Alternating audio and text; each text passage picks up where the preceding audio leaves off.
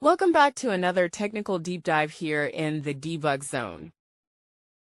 Today we're tackling a big question and breaking it down with insights from other users. Hopefully this clears up some misconceptions and helps you get the answer you need. So buckle up, stay a little curious, and let's jump right in.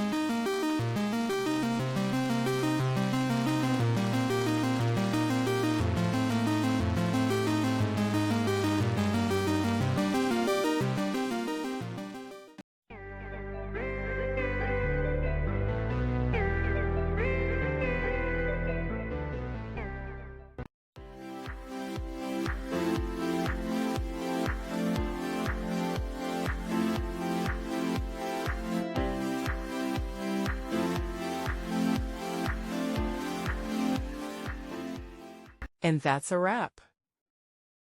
I hope you found the answer you were looking for. If you did, take a second to hit that subscribe button. It really helps out. And let me know in the comments which solution worked best for you. See you next time in the debug zone.